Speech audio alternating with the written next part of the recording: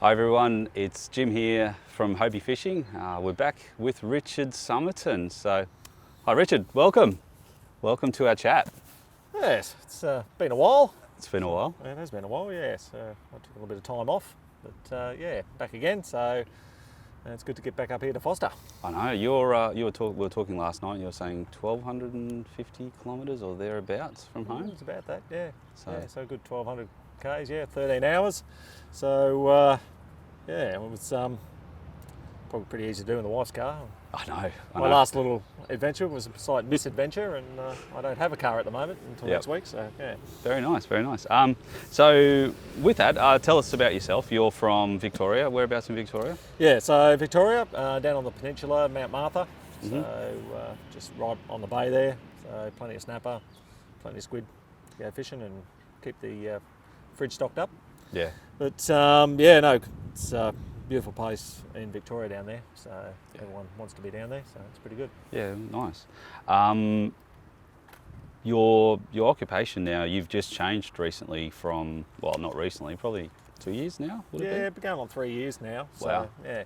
So it's gone pretty quick. you're a diver? Yeah, commercial diving for probably 22 years. So Yep. I'm still qualified, and in fact, my mate was desperate the other day, and he rang me up, and I went out and did a day, and regretted it the whole day. So it was lacking match fitness. Oh, that's right. You also have a hair thing on your legs too, don't you? Because of the booties or something pull away at the hair too, don't they? Yeah. No, I don't shave my legs or anything.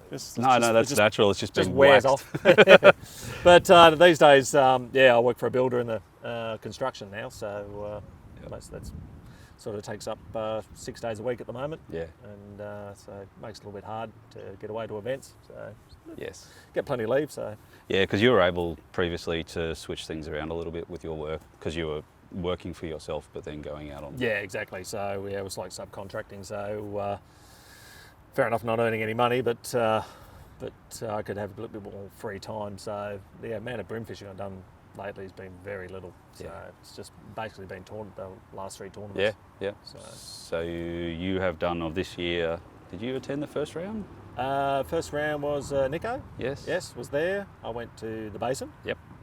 And, Rest and in now this peace, one. Navarra. Yeah, rest in peace for the poor old Navarra. And now this one. Very nice, very nice. So Richard, where did your fishing story start? Well, I grew up at Echuca and on the Murray there. So it was a lot of time spent in the bush as a kid fishing. My mum introduced me to fishing. She's mad keen, and used to take us all, the kids, out yabbying and fishing and whatnot. So, and then I had mates, and we were just mad keen hunting and fishing the whole time. So chasing cod and yellow belly and whatever else swims up there. So that's where I grew up, and from there on I joined the army and got posted up north. So then I was in Townsville fishing for barra and everything up there, jacks, tarpon, the whole works. So and everywhere I've been since, I'll try and wet a line. Yeah, okay, very nice. Favourite place to fish in Australia? Ooh, that is a hard one. It doesn't need to be bream, it doesn't need to be snapper. No, it's. I think that sort of comes down to it's often the time. Like maybe it might be the people you're with. It doesn't have to be sort of the fishing and stuff like that. Like we've started doing being big Scotty go away to my whaler, and that's a beautiful place of an evening or first thing in the morning to go chase a few cod. And taking Tanya as well. Yeah. She's not too keen catching any more cod anymore. She's a bit stressed after her last one. So, it's hard to put a finger on. I do like going up the snowies, fish for trout, stuff like that. So I don't really have one particular spot. It's just being with a few friends, or sometimes even on my own, just fishing a tiny little stream somewhere, and you have the best day you've ever had. For you, it's just fishing. It's just fishing. Wherever there is water and there is fish. Yeah. Yeah, okay. No, that's a very broad answer.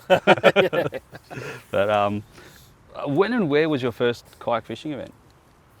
I'm trying to think. I think it might have been Narrabeen Lakes. Okay. Yeah, I think that might have been the first one. So I know Scotty Baggett sort of thought that was my first. Maybe that was my first one I showed up to. Mm-hmm. Because I started off. Oh no, it wasn't. It was BEM. It was BEM. Cold BEM in like May or something. No, it's when we used to have the have it on that Australia long weekend, I think. Yeah, right, okay. really, Yeah. yeah. So I think that was my first, actually, come to think of it. And then I remember just going around fishing gulp shrimp, just casting off edges. I didn't know what I was doing. So You still don't. I still don't. Still don't have a clue. So BEM. Yeah, BEM, okay. yeah. But you don't really like BEM. I love BEM when it's open.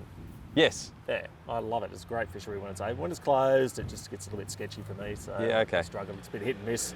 Yep. But when it's open, I know that when the tide comes in and out, the fish are going to be in certain places. So it's it's a bit more of a tidal bite for me there. And with that, something that a lot of people say, like you spend so much time in the water, is that something, you know where the fish are going to be, is that something you can put back to the fact that you were a diver, you were observing? Yeah, well, I think that's partially it. Well, I tend to think it's a lot to do with that, actually, because often I'll be underwater. I've got the luxury of being able to see what I'm doing. Yeah. And you often see fish swimming around, and if you have to wait 5-10 minutes for something, you can sit there and watch the fish and see what they're up to, because a lot of the time, after a while, they just ignore you and start getting about their business, and you can see how they behave and carry on. And once again, Lovey also reckons I've got some sort of weird eyes. I can see through the water a hell of a lot better than most people. But I think that plays a large part in it being the diving. I think over the years and being in the water, watching how water flows, watching where fish sit too underwater when it is flowing.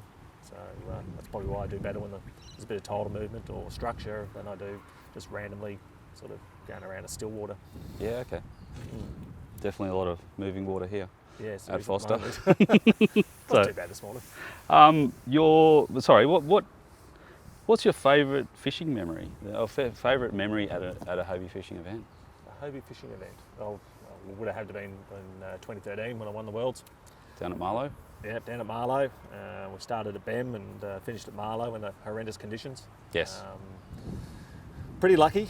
Managed to get that one fish that just got me ahead, and it was a tough whole day. But it was just pretty special. I had my mum and my brother there. So, so it was pretty good. Yeah, no, that was a very, very, very good win, and it was really good to see you up there on that one. I think that was when the Cranker Crabs first. That was actually. It was one of the first. I had a pre-production run of them. Yeah. A few people did, but that was. Throwing them around all over the place was good fun. Yeah. Because at that stage, the Brim hadn't really seen them, and especially Marlow, there are crab eaters there. Yeah. But even at BEM, I got an absolute monster on pre-fish. Yeah. And he just saw it and just came over and clonked it. But it was pretty handy. It was a great little win, and and the crabs, they've continued to work at who knows how many events. They're winning events. They have been done globally. For years. Globally as well. Yeah, overseas they're catching fish. Yep. So we're 3 different sizes now. So and so when we went to the Worlds in Louisiana, I used them there, and the redfish just snaffled them up straight away. They were definitely loved them. So very interesting. Well, on that note, then, what keeps you coming back to these fishing events? Yeah, look, with your retirement? No, it wasn't a retirement. It wasn't retirement. As I said on the video, I was going to step away from the domestic series for a while. Yes. And I still did a couple of the international events, and came back once when Fieldsy left. But so I just need a bit of time off just to reset things and do a bit of work and get back on top of things. And then with COVID, we're all sitting around at home for so long and not even be able to go fishing. Mm-hmm. Especially in Victoria, all of a sudden I thought, I might just get back into the comps. Like I said, I've done very little brim fishing, so in the last couple of years. So this has sort of come along, have a bit of fun, go for a fish, and hopefully bag out each day. Fingers crossed. I very rarely. It rocks me when all of a sudden I see you not get a full bag. That to me, it's tells me something's not right. It's one of those things that makes you scratch my head and say, "Oh, geez, if Richard didn't get the fish, something's rattled him." Sometimes it happens. Yeah, very, very few times. And you are one of my guides that I look at and say, "Oh, bugger." So, with that, what does keep you? What brought you back? Just the friendships? Just the friendships, and just I enjoy these events. They're well run, well put together. And like I said, all the people from all around Australia that show up to them. I've got friends in every state. Yeah. And we all have a bit of fun with each other and give each other a hard time. So it's just good to be back. Like even Big Scotty's, even he's back now. So don't know how long, but and it's just mostly camaraderie. Everyone getting together and having a bit of fun, having a beer, getting out, catching a few fish, and I don't think we're playing for sheep stations or anything. Maybe some people are, but I'm sort of definitely beyond that now. So yeah, very nice. Getting too old. Okay. How many fishing worlds have you been in? Hobie Fishing Worlds. What we got? So 2013 was, so we did Australia, US, and we went, was it China? China, and about 15, I think, wasn't it? So 13, you did 14. China. Then I went to Europe. Yep. And we went back to the States for redfish. Yes. And then one more, I think. Gold Coast. Gold Coast, so 6. Yeah. I think. Yeah. Yeah, nice. Yeah. So no, but they're, like I said, great events, and to be able to actually travel the world. Yeah. You know, in with Hobie and actually fish these events. You know, you show up there, everything's ready to go. You're a rock star when you get there. Yeah. Just roam in. Oh, there's your kayak. Oh, thank you. And, it's all rigged up, ready to go. And if there's any problems, you guys are straight on top of it. Yeah. And all you have to do is worry about trying to catch a fish. It's a really good platform that Steve has rolled out there, where everything, based on his sailing experience, everything is just sorted. Yeah, exactly. Someone is there ready to fix your problem. My sounder mount's not right. Right. Okay. Yep, well, we can fix that Mr. for Somerton, we can fix that for you. So what other countries have you travelled for fishing? Not just in the kayak side of things? No, I did one trip to the States. 100,000 or something on it. One trip to the States doing a bass comp with Carl. Yes, that's right. That was a pretty amazing trip. Of all the trips I've done over the years, that was pretty amazing to go do all the pre-fishing with him, and then sort of do okay in the tournament as well, which was pretty handy. We were fishing 18th and 19th or something. Yep. Out of a field of, I think there's about 130 co-anglers or something. So I'd never even seen a smallmouth until I got there. So I'd fished largemouth, of course, with the Hobie series. But and then I've been to Alaska 3 times on 3 trips, chasing Pacific salmon, mainly coho, and the native trout and grayling and stuff like that. That was, once again, pretty amazing sort of events to go to. It was an event, but paid for a trip by myself. But hopefully I'll be able to get back there one day, and hopefully take Tanya with me, because I'm pretty sure she'd love that joint. Yeah, nice. Don't know about the bears. She'll freak out at them. Look, it's just like you without a shirt on, really, pretty isn't much. it? So it's not much different. What other international events have you competed in? Now, I'm saying this because I know you've been to Cannes, and I know you've won it. Yes, so Cannes, so the China Invitational. Pretty amazing event. That first ever event we all went to was it was just out of this world. We were just rocked up in that place, completely foreign. Like, didn't expect anything. We didn't know how we were going to go, and to be able to take out, I think, 9 of the top 10 positions, I think we took out. It was pretty amazing, and come home with the cash. And since then, the trips have been great going back there, and the Australian team's done really well. And we went through a bit of a slow period at one stage, but I know the last trip we did there, we found a few different things, different techniques we picked up again, so which put us back up to the top. But I think I've been there once again about 6 times, and I've got a 1st, 2nd, 3rd, 4th, 5th, and a 15th. Right. It was one of those events that we all turned up expecting it to be blah. Yeah. And it was like, we got there and it was like, wow. Yeah, we were treated well. Lovig was he was a foreign alien because he was so big so and large, everyone thought he was weird. But with that though, like I said, the fishing, the fish are small and everything like that, but you still have to work out techniques to actually catch them, and that's where the Australians came out on top working together. Yeah. That's why we've done so well over there, because the way we all work together and each night, talk through everything, and that's how we always come on top. I think. Very true. Very true. A lot of planning in that boardroom. Oh yeah. So,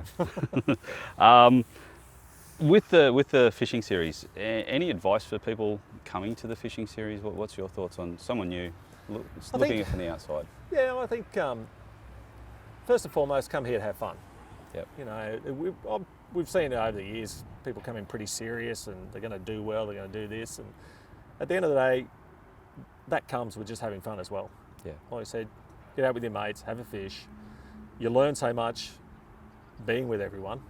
And everyone, well, there's a fair bit of bull going on between a few people and all that sort of stuff. We all have a bit of fun, but there's also a lot of valuable techniques you pick up. Yep. But I got to be able to fish the way I am now through this series over the years, because I started off, and Greg Lewis, he was an awesome fisherman, and he almost took it under his wing and said, "Oh, do this, do this, do this." Michi was another one. You know, and those guys were free with their information, and probably regretting it now. But yeah, no, it's and that's it. Just come in, have a bit of fun, go along. Don't take it too serious. We're all here to have fun, and the more fun you have, probably the better you're going to fish, and you're going to end up coming out on top. With thinking about that with you though, you do try to get away from everyone at the event. You try to pedal the furthest. You like your own space. I'm pretty antisocial. You know, I've done events where we fish, you know, a couple of us fish together, but yeah, I just like to do my own thing, sort of get away from everyone, and everyone sees me pedaling off into the distance, but you know, it's part of the way I like to fish. Yeah. I don't have to worry about anyone else around me or getting in anyone else's way, which is another thing. Yeah. And because, you know, like I said, it comes back to having fun, and we don't want to have any aggro or anything on the water, so there's enough of that in the world. We don't have to worry about it while we're fishing. That's right. So, that's right. Yeah. Oh, okay, very nice. Something you have done in the past couple of years, you won the Australian Championship in 2000 and would it have been 18? Might have been. The one here at Foss? One at Forster here, and the one at I'm having a mental blank. Did you win Gold Coast? Yes. That's what it was. That was the first one. Yeah. So AC's at Gold Coast, and the AC's here. So you also, from that, shortly after you won a Outback at the Foster round, I think. At this round, yeah. Yeah. And you quickly turned that into 2 compasses for. I did. Oh yeah. So I had the prize was a fully rigged compass. Sorry, Outback with the power pole, the whole works and jerks. And but after talking to Lovey, I wanted something more for offshore. I own a PA14 as well. Yep. So I wanted something for going out the front. Chase your snapper. Chase and snapper, you know, and something that's lightweight, easy to use. So so I rolled the Outback basically onto someone else, and then Lovey put me into a compass. Yep. So I made a few little changes and a few little things here and there with. I see your horizontal rod storage. Yeah, that was something Lovey came up with. We were doing a drift down the river, down the Goulburn chasing trout. There's a lot of trees and everything around, so we made up some jury rig sort of thing that's pretty much stayed on there. It's rigged quite well. Yeah. But like straight away today, I cleaned up 2 of my rods on probably about the 3rd cast today because I keep them together. So used to, because you've also got a Pro Angler as well. Yeah, exactly, where everything's nice and flush and out of the way. So you just got to keep it in the back of your mind. But these compasses, they handle the water so well. Yeah. You know, they're fast, they're manoeuvrable, nice and light, and it's sort of minimalistic. You know, you have maybe 2 tackle trays and a box of leader and a few plastics, and you're done. Yeah, it's a lot less to be taking on the water now. Yeah, isn't and that's what a lot of people probably need to do at the end of the day. Yep. So you can rotate through a heap of lures and not get anywhere, or try and be better at a couple of lures you are using. So you do find that most of the time you take out a whole box of lures and you only go for one. So on that, what's your favourite? Oh, favourite over the years, of course. I've got this nice little tray of cranker crabs here. These are lights that I take on the water. Yeah. But like I was using the olive today. Yep. Which tended to work. There's a few little custom painted ones in there. And I'm guessing when you won the... It was the glow crab, yeah, the glow crab. Yep. So I don't know if you can see that there, but they're actually, that one's sort of glowing quite well. It's good. It's that, because they're UV, and they've got like a little pattern on the back. Yep. And it is, over the years, you see different ones come out. Some that sticks out a little bit more on some and less on others. Have you added speckles to the... No? Yeah, that's a couple of custom painted ones. Yep. Yeah, to make them a bit more olive sort of colour. And obviously, well, we're here at Forster. That's The sand, yeah, but I've used the sand down at Gippsland. It works quite well. yeah, okay. Yeah, so and of course you got the orange. Was that the brown or was that the? No, it wasn't the cockle. No, it's the orange. Oh yeah, yep. Well, these are Steersy's favourite ones for down in Tassie. So, and I've caught a few fish on the, but I just keep on going back to the down south, going back to the Globe. Yeah, okay. I just throw I them mean, in. Places like Marlow. Yeah, and if you look on the bank, there's black crabs there's with holes everywhere. Yeah, and little red claws on them, and Yep. yeah, so that's basically my favourite. So I fished with them, like I said, took them to Louisiana, and a couple we had the largest size, slightly larger size, and they work really well on the redfish. Yeah, they did. You just piff them in there, and just a couple little ticks, and they just seem to nose down, suck it up. Yep. So Something they hadn't seen before. No doubt they've seen a few now. yeah, a few of the boys, but you know, a lot of the guys are using them over there now, and but it is hard to change some of the Americans' minds. They're used to using certain things, and even the cost of their lures. I'm not saying they're cheap, but they just like to have value for money with their lures. Okay. So, but the price point of the crabs is pretty good over there. But they're catching sheep's head with them and all sorts of interesting critters over there they weren't catching before. No. So for sure. unless they use them as sort of bait, sort of actual crabs for bait. So yeah. So I got a random box that I see that you've got everything from looks like jackals to bent minnows. jackal bent. So this is basically I threw an all for Forster. Yeah. There's even some blades in there. I can almost guarantee they're not going to get used this weekend. Yep. But so there's a few crankers in there. We've got it's a bit of a mixture of jackals, crankers. That's a nice looking lure, that one. Yeah, that's actually that's a Strike Pro one that Rick Massey gave me. Yep. And I haven't even thrown it yet. But anyway, it stays in there. It's earned its place in the It's box. earned its place in the box. So you never know. It will get thrown. It might, yeah. So and there's the camions, and of course you've got dog X's and bent minnows. So, That's the thing though that, sorry, you're about to close it, but that's the thing that people, they see the cranker crabs, but Steezy makes a great hard body as well. It does. Like you got these little cranks. That's in a deep and a shallow. Yep. They're called Black Flame. So and they work really well. So one of these will definitely be tied on in the morning. Chris Burbage also liked the crankers as well. He did. He liked, he especially liked these.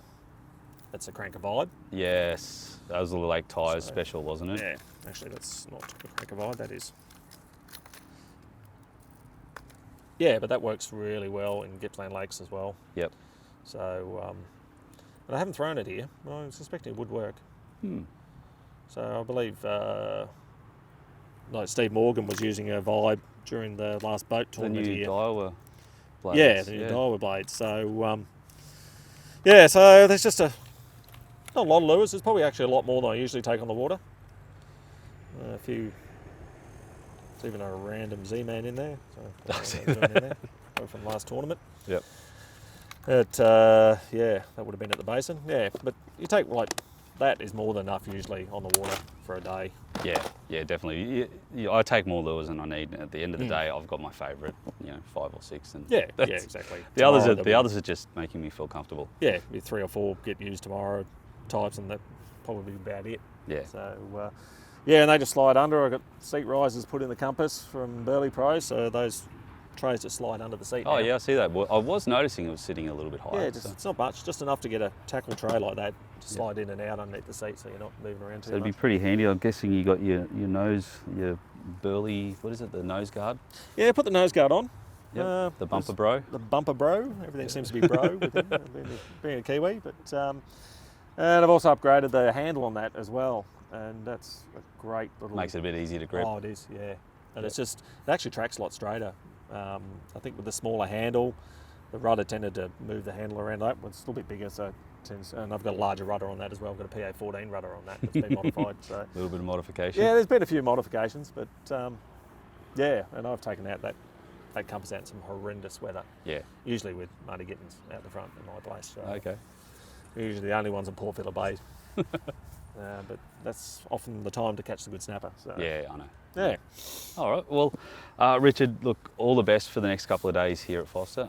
Thank you very much for the effort you've put in to come up here and give us some of your time. Yeah.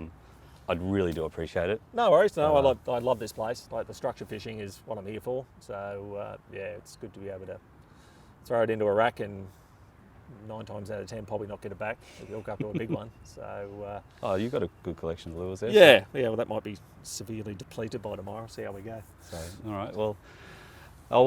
Thank you everyone for watching in, and hopefully we'll bring you some more of these as we keep going. We're planning on doing a couple of more here while we're up at Forster. But again, thank you, Richard, for your time. No worries. Thanks, Tanya, for bringing Richard up here. And from everyone here at Hobie Fishing, thanks and goodbye.